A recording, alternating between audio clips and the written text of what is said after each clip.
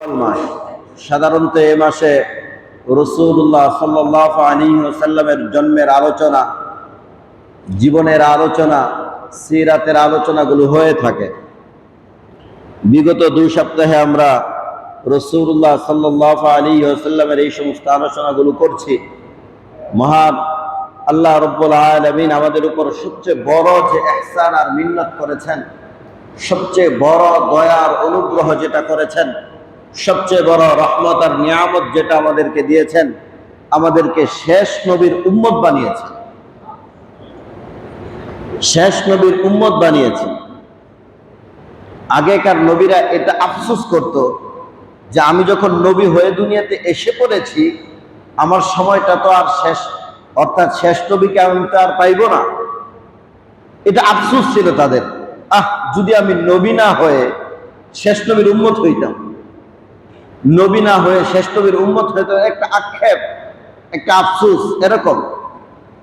হযরত আদম আলাইহিস সালাম যখন বানানোর পরে তখন তাকে দেখার মতো শক্তি দিয়েছেন, তিনি দেখতেছেন। তো দেখার পরে তিনি আরশে আজিমের নিকটে আছেন, আল্লাহ তাকে কাছে ডাকছেন। তো কাছে ডাকার জন্য বেহেশতে প্রবেশ করতেছেন। তো বেহেশতে প্রবেশ করার সময় আল্লাহর নামের সাথে আরেকটা নাম দেখলেন। তো আদম আলাইহিস সালাম ভাবতেছে দুনিয়ার প্রথম মানুষ আমি, ওই যে আল্লাহর লাগে আরেকটা নাম, এটা আবার কার নাম? তো আমার হইল, আমার আগে তো পৃথিবীতে কোনো মানুষ নাই, তাহলে এই যে নামটা কার? তা আল্লাহ তাআলা বলতেছেন, কি দেখছ? আমি যখন জান্নাতে প্রবেশ করি, জান্নাতের গেইটে বড় করে আপনার নাম আর আপনার পাশে মুহাম্মদ শব্দটা দেখলাম, আরেকজনের নাম দেখলাম। কার কি দেখছ? জিবরাইল আমিন আমারে বেহেশত ঘুরাইছে, বেহেশতের শাখায় শাখায় তার নাম দেখলাম। কার কি দেখছ? আরেকটু খেয়াল করে দেখার পরে দেখি বেহেশতের পাতায় পাতায় তার নাম। তো আর কি দেখছ? বেহেশতের যেদিকেই তাকাই ওই দিকেই দেখি মুহাম্মদের নাম। এই মুহাম্মদকে, আল্লাহু আকবার, আমরা সেই মুহাম্মদের উম্মত।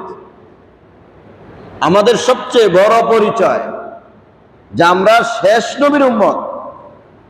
এই যে একটা সার্টিফিকেট আমাদের যে শেষ নবীর উম্মত, যে আগেকার উম্মতরা কিয়ামতের মধ্যে আলোচনা করতে থাকবো, কিয়ামতের বিভীষিকাময় ময়দানে আলোচনা করতে থাকবে। এই যে এরা কারা? গররম মুহাজ্জালিন, আমরা যারা ঠিকমতো অজু করি, অজুর অঙ্গগুলো ওই দিন জলমল করতে থাকবে।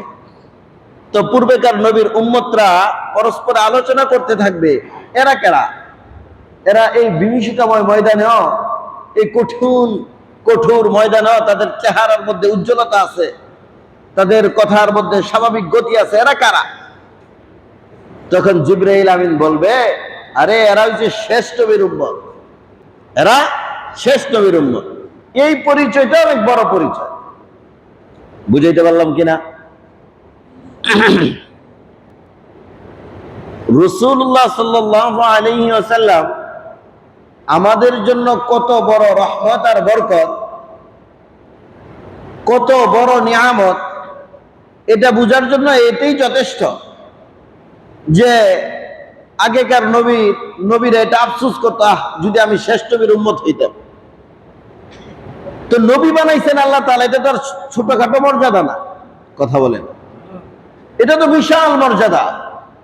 নবীরা সমস্ত গুনাহ থেকে মাসুম হয়, গুনাহ থেকে মুক্ত হয়, তারা কখনো কোনো গুনাহ করেন না। এরকম একটা শানিত মর্যাদা, এরকম একটা উঁচু মর্যাদা থাকার পরও তাদের ভিতরে একটা আফসোস যে আমি যদি নবী মুহাম্মদকে পাইতাম, নবী মুহাম্মদের উম্মত হইতাম। আল্লাহ তাআলা কারো দোয়া কবুল করেন নাই, শুধুমাত্র ঈসা আলাইহিস সালামের দোয়া কবুল করছেন। এই জন্য আল্লাহ তাআলা ঈসা আলাইহিস সালামকে মৃত্যু না দিয়ে আসমানে তুলে নিছেন। যখন সময় হবে তিনি আসবেন, তিনি তখন ঈসা নবী হিসাবে নতুন ধর্ম নিয়া, নতুন কোরআন নিয়া, নতুন মাযহাব নিয়ে আসবেন না, তিনি রাসূলুল্লাহ সাল্লাল্লাহু আলাইহি ওয়াসাল্লামের আনিত ধর্ম, আনিত কোরআন, আনিত দিন তথা আমরা যে মুসলমান, আমরা যে ইসলাম, আমাদের যে কোরআন, আমাদের যে কিবলা, এটারই অনুসরণ করবে।